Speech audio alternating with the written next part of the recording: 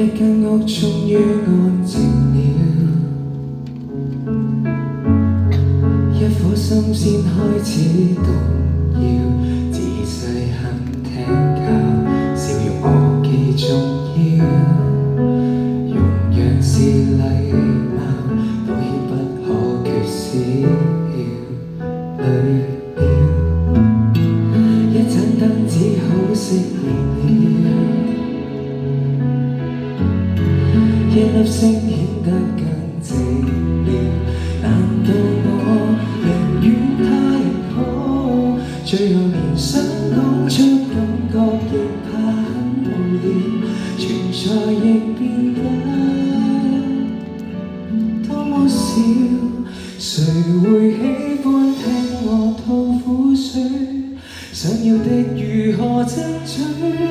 是一口拒絕到底有沒有罪？重複的自問，還是覺得等一等死不去。能愛好直到幾多歲？留住笑面，結果將裡面粉碎。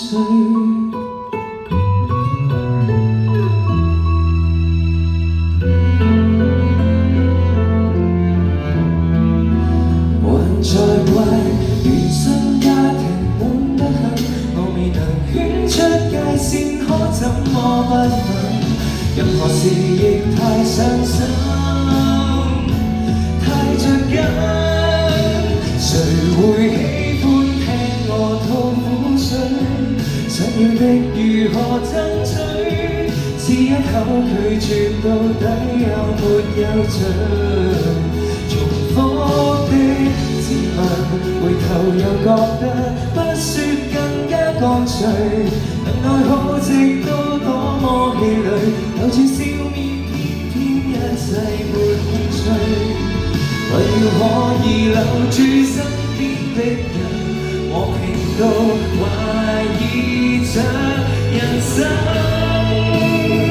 徘徊在世上有什麼可興奮？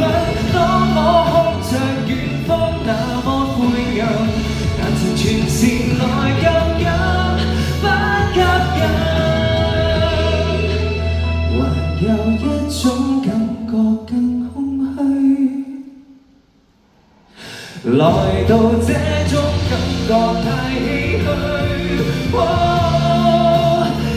面對自己也開始想潑冷水，唯一的願望能提示我不要活成自己討厭的模樣。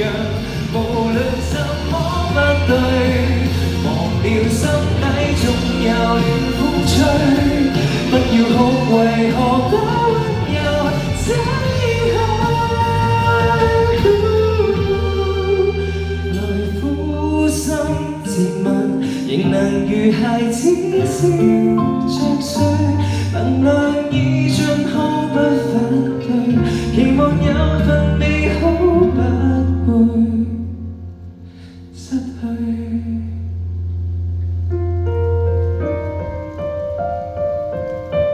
希望呢，每一位